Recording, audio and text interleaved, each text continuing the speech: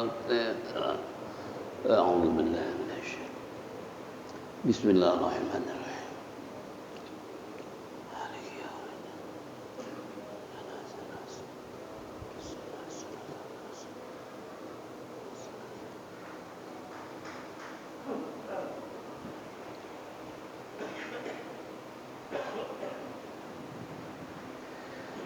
يا رب بالمصطفى بلغ مقاصدنا واغفر لنا ما مضى يا واسع الكرم.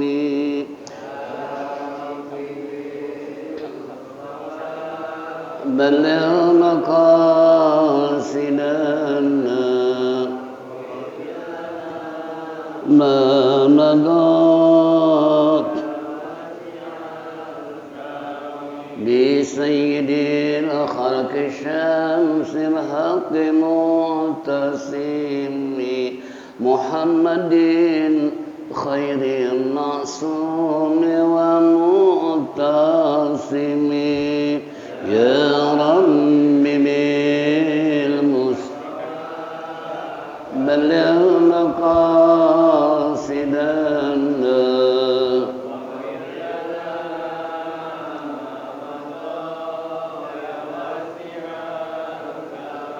له فرارة حبيب الله حوجته ومصدر الفضل والعرفان والكرم.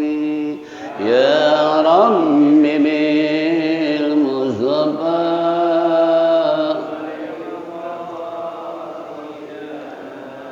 واغفر لنا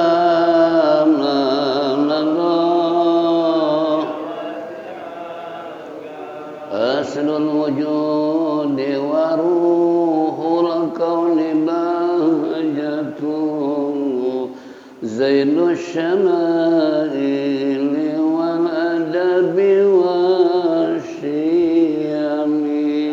يا رب بالمصطفى بلغ مقاصدنا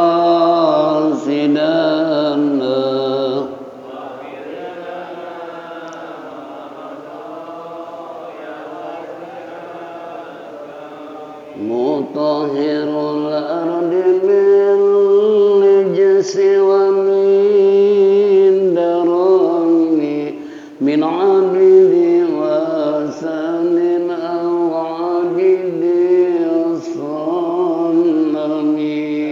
يا رب بالمصطفى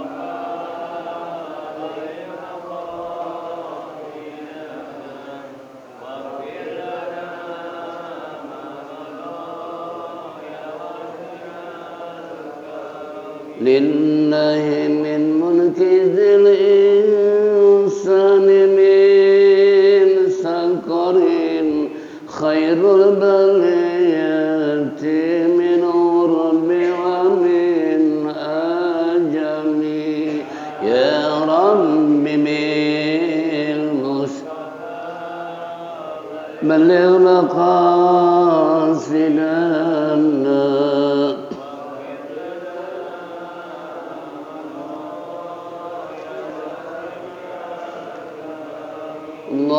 اللهم صل وسلم وبارك عليه.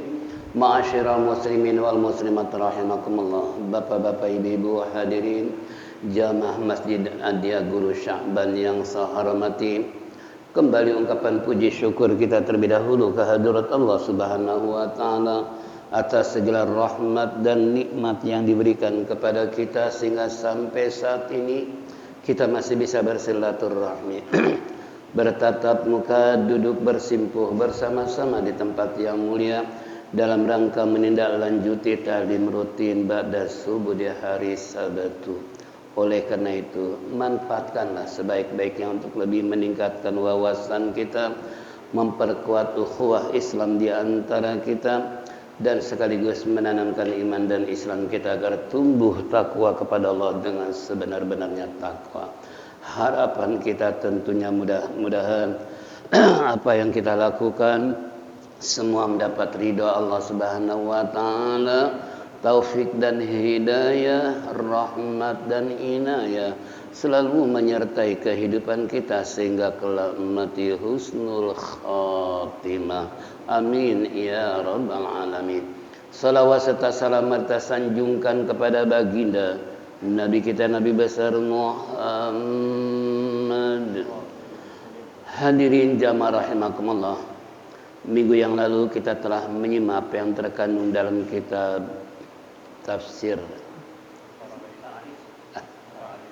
Mukhtar Hadis, kembali Al-Jawahirul Kalamiyah fi Idahil Aqidatil Islamiyah, tentang mal hukmu min ta'i ba'dal hisabi. Di sini sin ma hukmul mu'mini ta'i ba'dal hisabi, jim hukmul mu'mini ta'i ba'dal hisabi dukhulil jannati khalidan abada fi na'imihal mustatabi. Yang artinya, bagaimanakah hukum orang-orang yang beriman yang taat setelah nanti dihisab oleh Allah Subhanahu wa taala. Jim hukmul mu'mini ta'i ba'dal hisabi dukhulil jannah. Hukum orang-orang yang beriman yang taat kepada Allah setelah dihisab, setelah diperhitungkan oleh Allah, dukhulil jannah, dia akan dimasukkan ke dalam sorga khalidan abada, selama-lamanya di dalam sorga. Pina imihal mustatab, yang penuh dengan kenikmatan, yang penuh dengan berbagai macam kenikmatan yang mustatab, yang enak-enak, yang lezat-lezat. Sekilas kita sudah dengar, sungguh beruntung bagi orang yang beriman tapi yang patuh kepada Allah. Bukan sekedar pengakuan orang beriman tapi nggak mau patuh. Kan banyak orang sekarang mengaku beriman, mengaku umat Rasulullah sallallahu alaihi wasallam, pencinta Rasulullah sallallahu alaihi wasallam, tapi bukti pengakuan mereka terkadang jauh dan jauh sekali.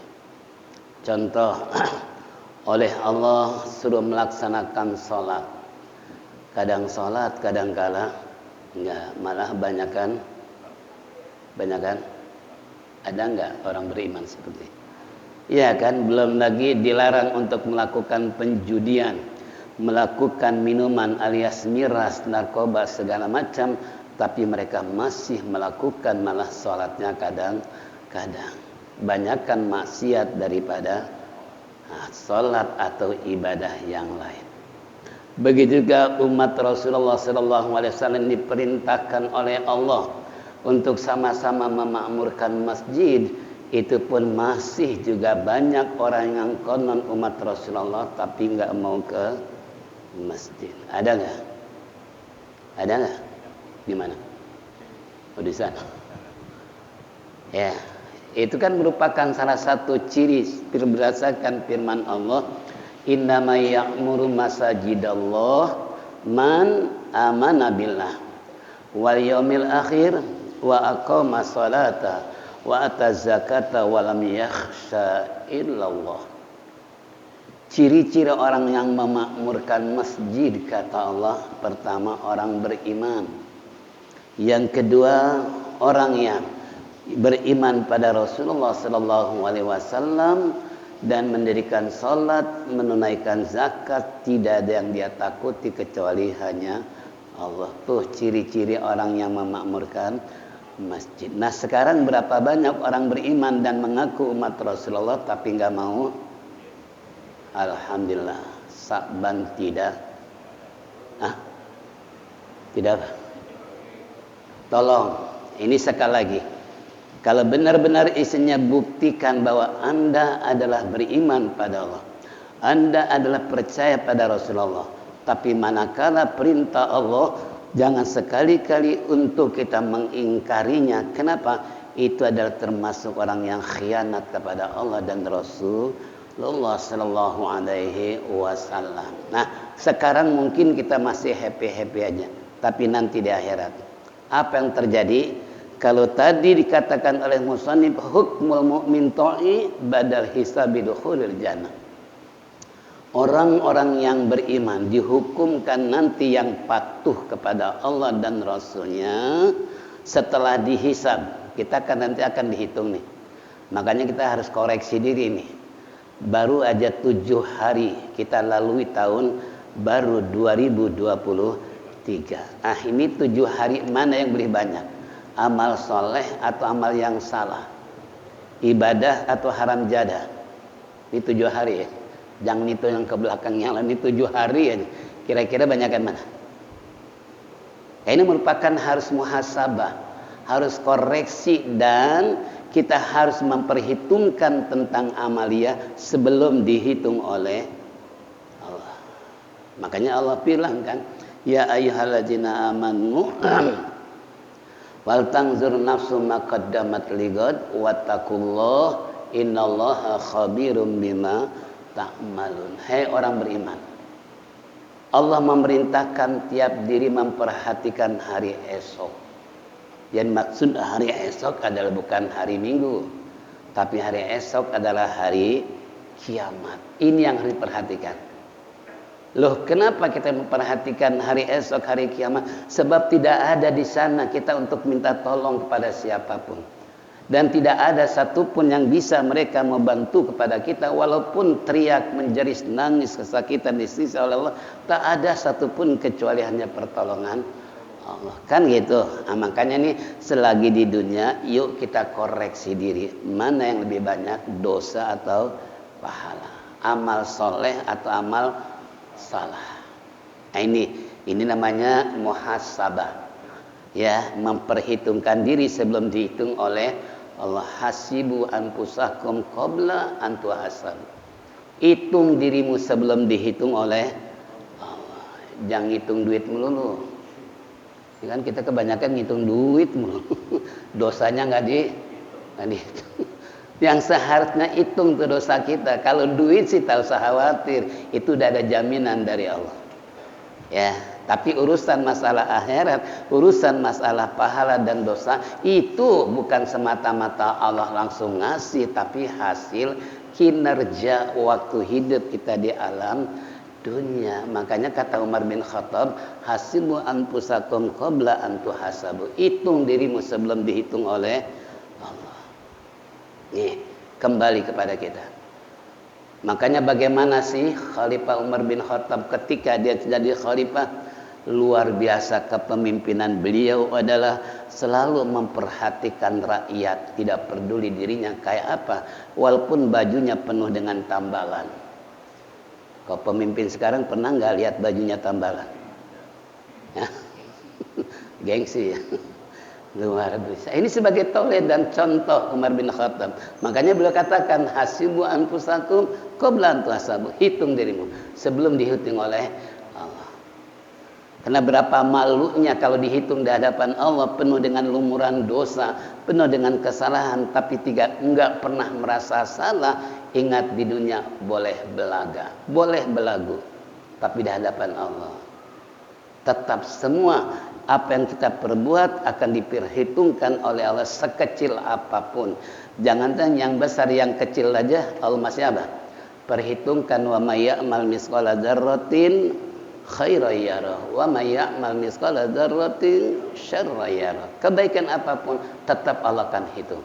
Allah akan perlihatkan, Allah akan timbang. Apalagi yang besar, dosa juga sama. Ya, nah ini nanti di hari hisab itu seperti itu gambaran. Ya, bahkan baginda Nabi kita Muhammad sallallahu alaihi wasallam telah bersabda, la tazulu qadama abdin hatta yus'al an ilmihi fima fa'alati wa an jismihi fima afnahu wa an quwwatihi fima ablahu.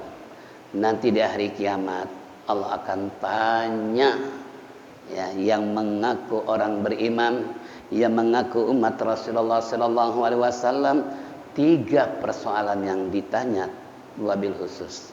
Masalah ilmu dipakai untuk apa? Ya, makanya kalau kita punya ilmu jangan gegabah, jangan overacting, jangan sombong, karena bakal ditanya nanti.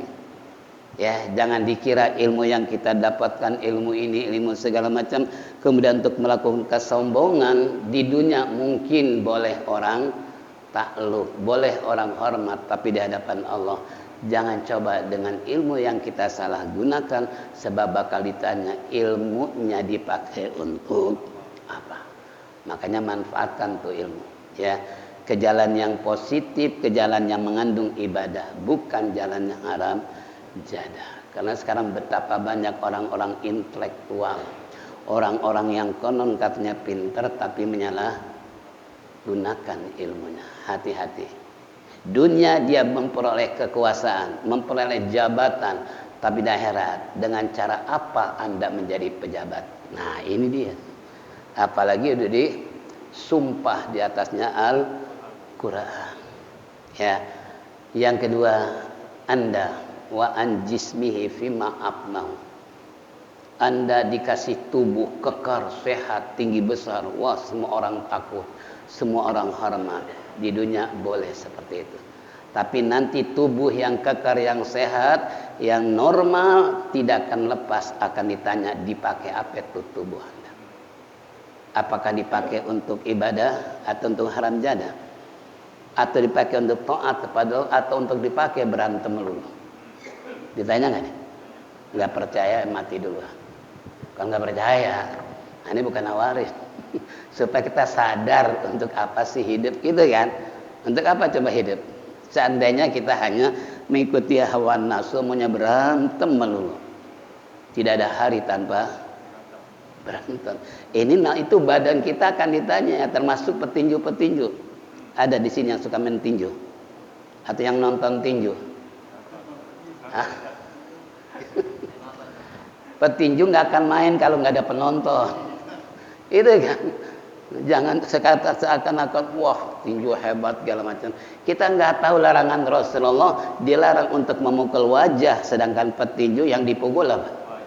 Wajah. Kan udah menyalahi hukum agama. Itu kan. Yang nonton? Ada yang nonton sih? Nggak mungkin mereka mau main tinju kalau nggak ada penonton, gitu kan? Sebab ada yang nonton mau nggak mau dia dapat bayaran gede karena hasilnya penontonnya banyak, gitu kan? Iklannya juga banyak. Itu dari situ hasil pertarungan tersebut, bayarannya dari hasil iklan, dari hasil penonton, bayar karcis segala macam, sampai puluhan juta kalau kelas dunia. Ya, makanya tolong kalau hari Minggu ya? Kok tahu hari Minggu? Orang suka aneh nanya, kok Ustaz tahu hari Minggu jadwal tinju? Kalau aneh nggak punya TV gitu. Ya, ini kembali pada kita semua, jangan sekali-kali kita punya tubuh yang kokoh, yang tinggi besar untuk disalahgunakan. Nanti bakal ditanya dari ujung rambut sampai mata kaki. Nggak percaya? Mati dulu. Yang ketiga, wa an quwatihi fima afnahu, punya tenaga, dipakai apa tenaganya? Ya. Nah, kalau tenaganya untuk dipakai sholat malam, memperbanyak sholat sunnah, memperbanyak tadarus Quran, memperbanyak zikir pada Allah, itu merupakan salah satu realisasi daripada hasilnya ilmu, hasilnya beriman, bertakwa kepada Allah, diwujudkan dengan amaliyah yang soleh, amaliyah nyata dengan berbuat baik. Makanya Allah bilang, man amila sholihan min dzakari wa unsa wa huwa mu'min ulaika yadkhulul jannata walal tuzlamuna nakira. Siapa orang yang beramal soleh, berbuat baik, laki-laki maupun perempuan, tapi dalam keadaan beriman, Allah akan masukkan ke dalam surga tanpa dianiaya sedikit. Makanya tadi dikatakan, orang yang beriman yang taat kepada Allah akan masukkan ke dalam surga khalidan abada, selama-lamanya di dalam surga. Nah, seiring dengan janji Allah tadi, siapapun yang beriman dan beramal soleh, baik laki-laki maupun perempuan, keadaan beriman, Allah masukkan surga tanpa dianiaya sedikit pun.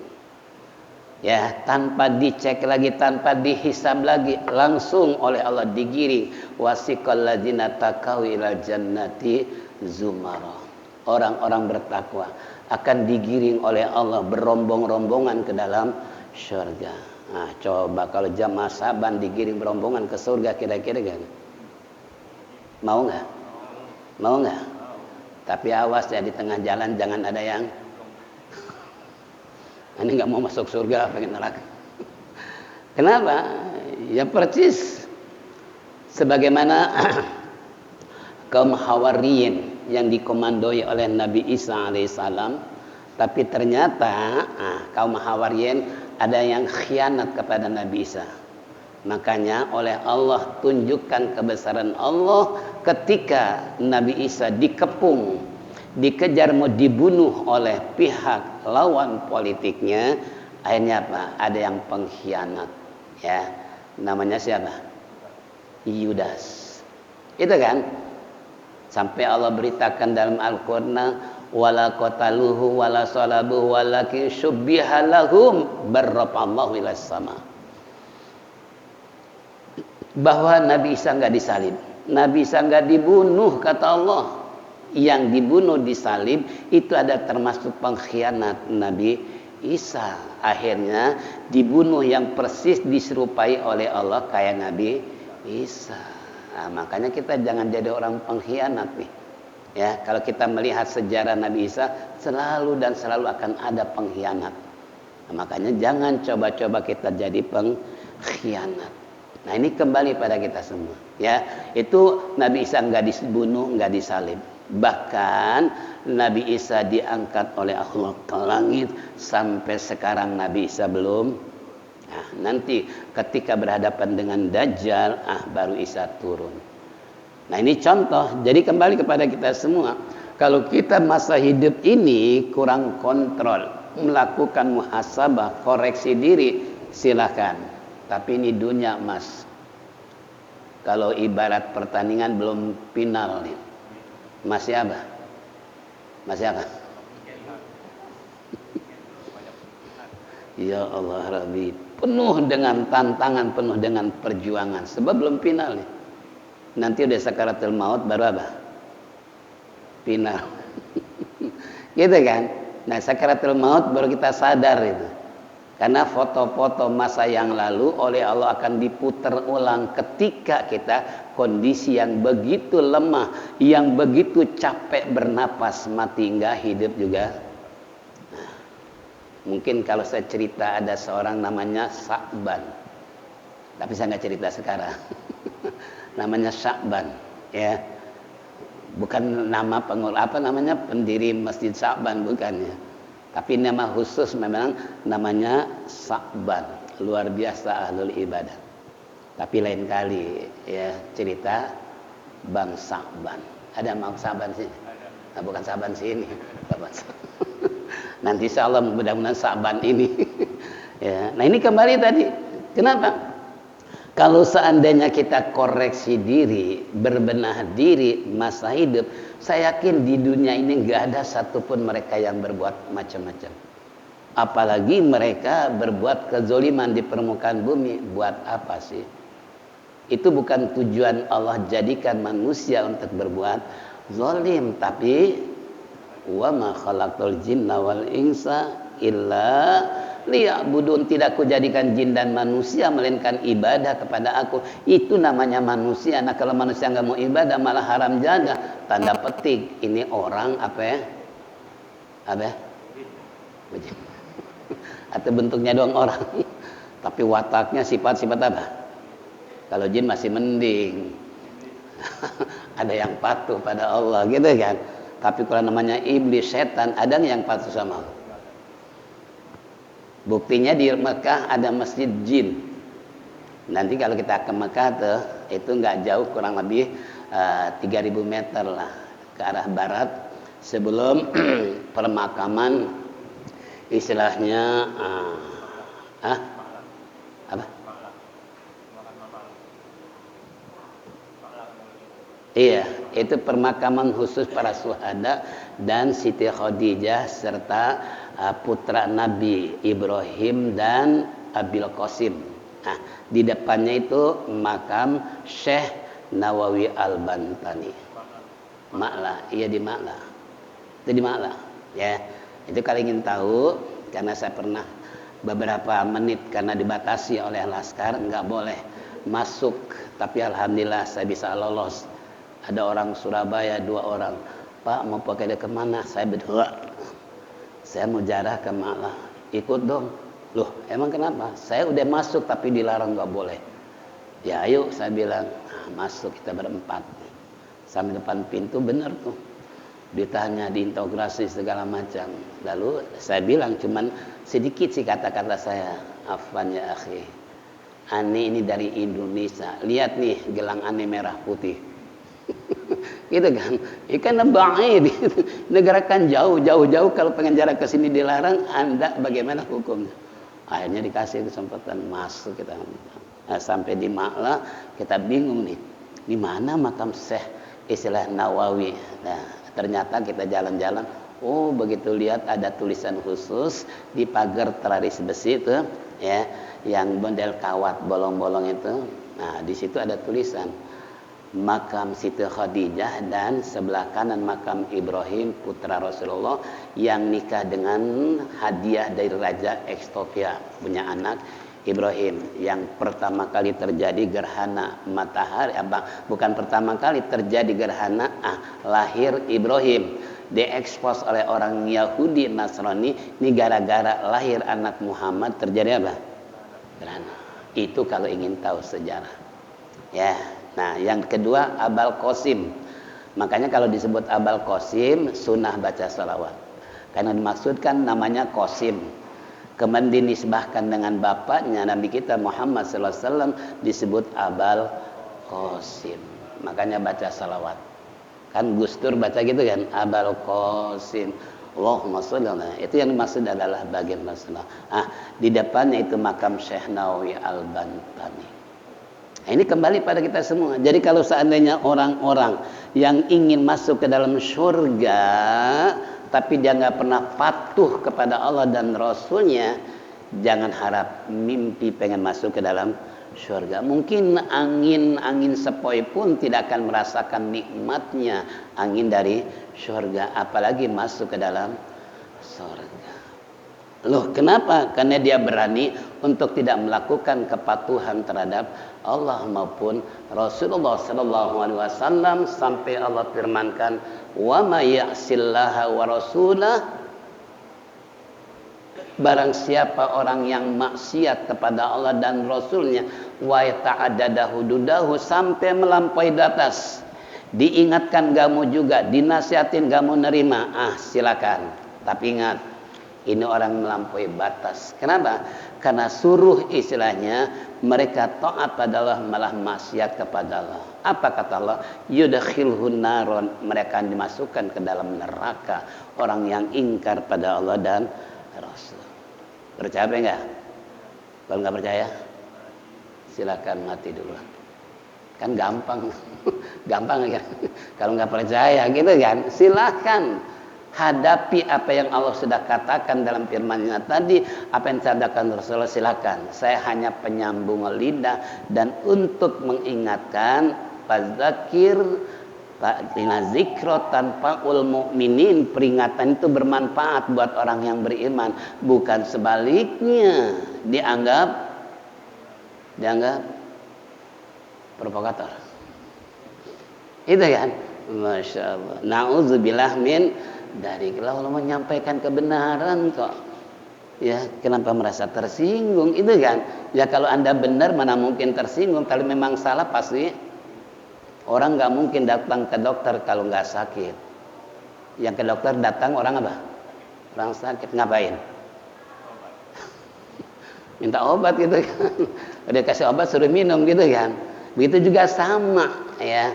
Majlis salim, ceramah-ceramah agama itu mereka ribuan, itu ratusan yang hadir. Tapi kalau orang yang punya penyakit, begitu kiai mubaligh habaib menyampaikan, wah ini nyinggung gue nih.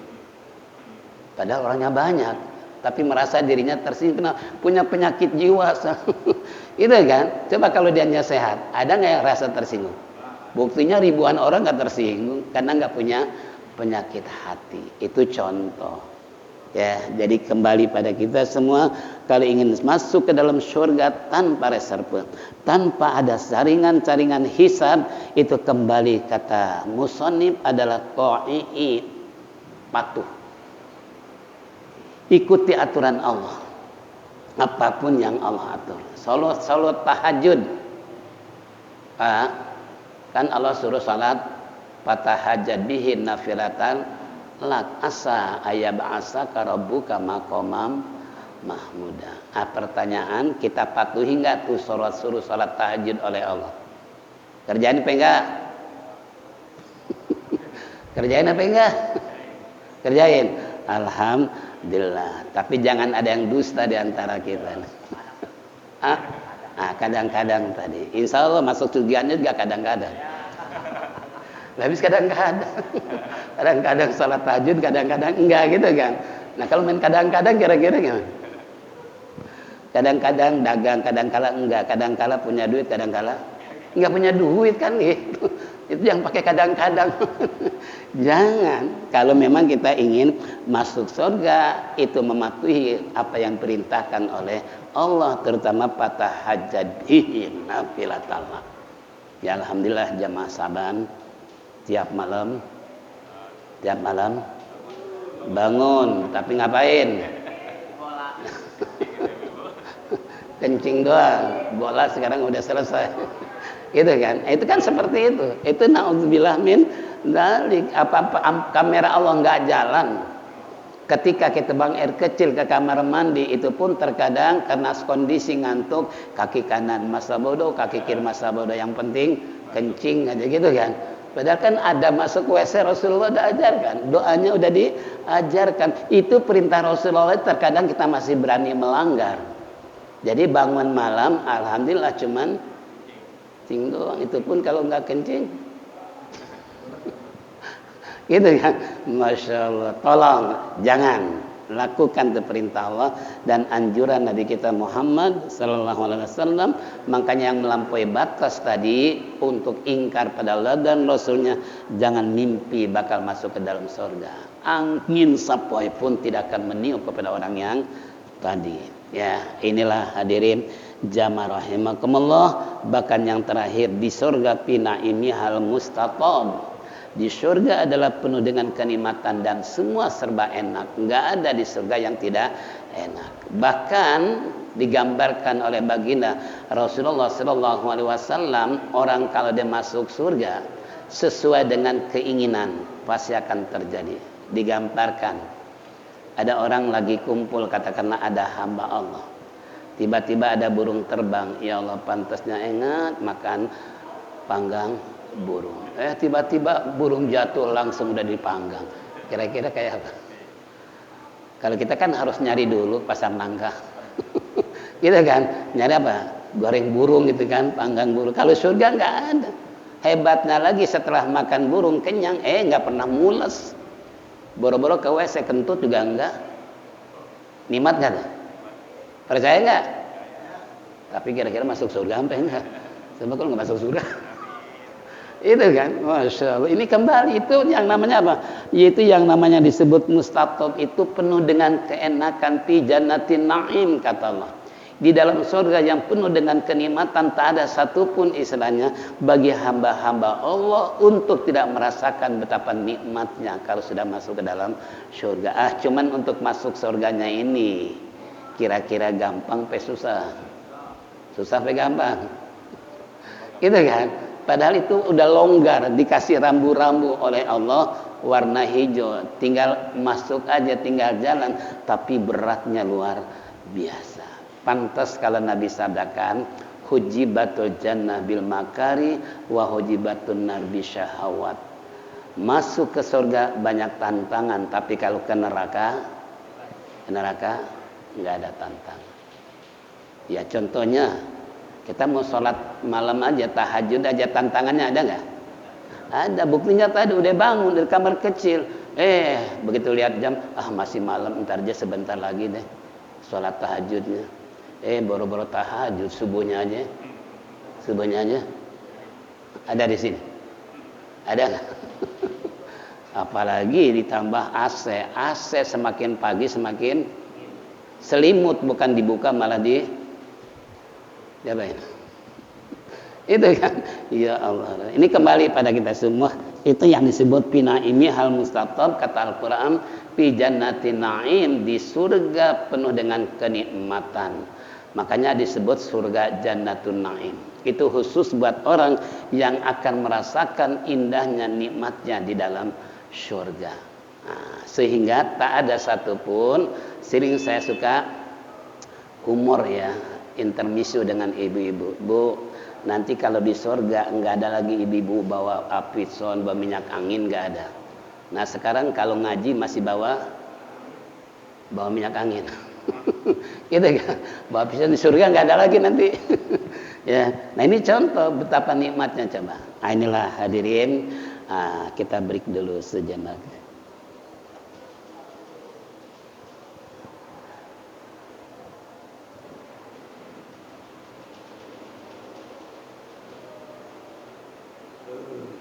Ada masalah? Berapa menit lagi?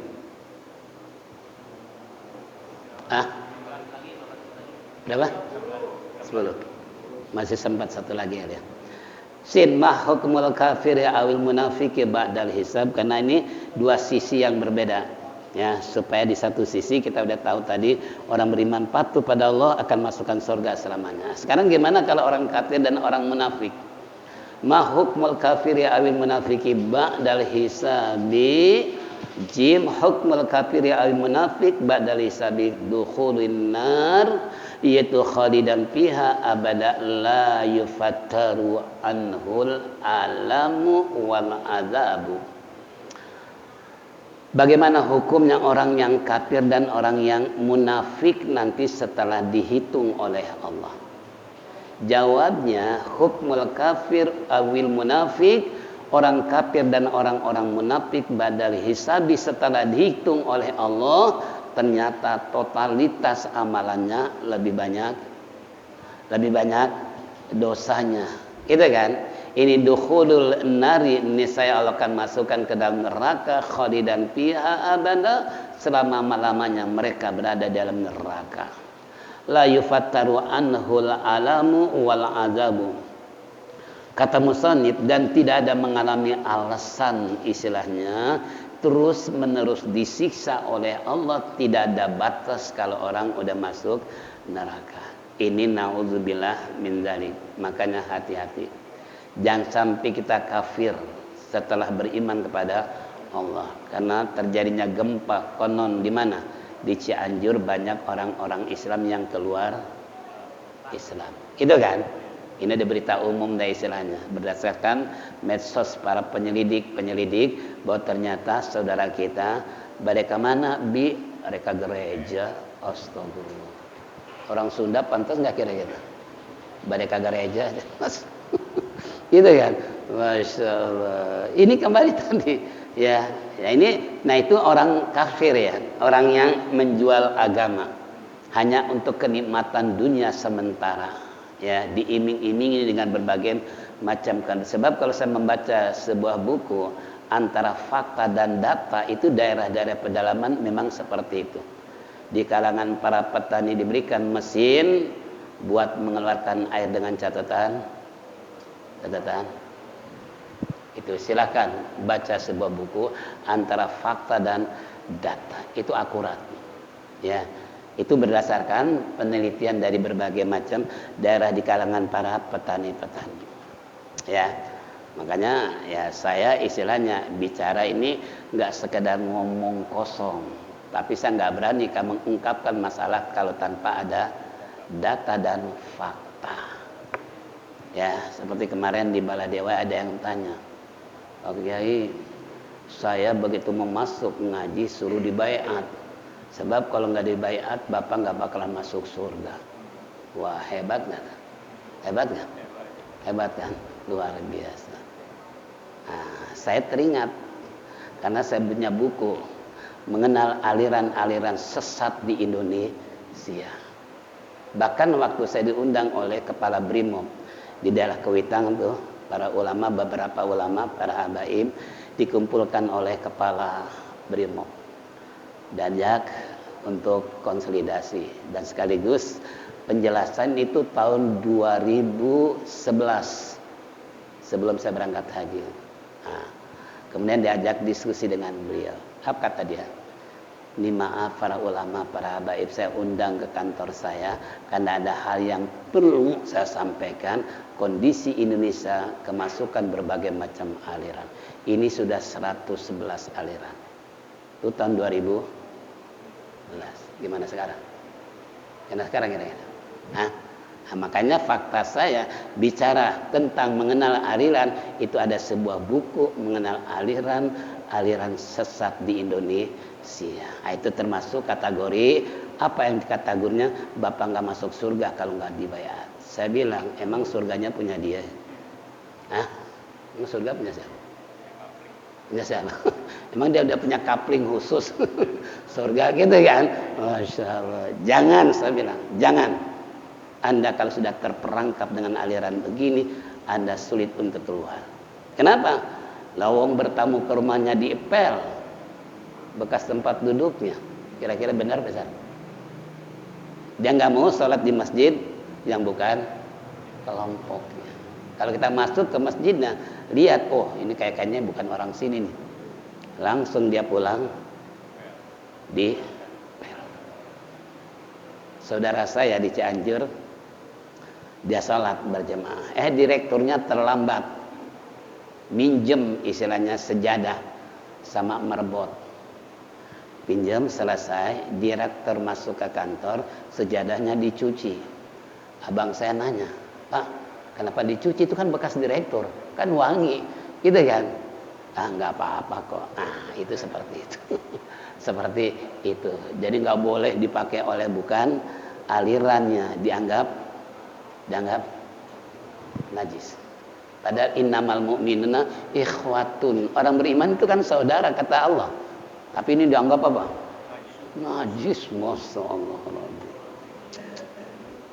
Itu saya jawab seperti itu. Jawab singkat saya bilang. Kalau ingin lengkapnya baca aja itu mengenal aliran-aliran sesat di Indonesia. Ya itu termasuk.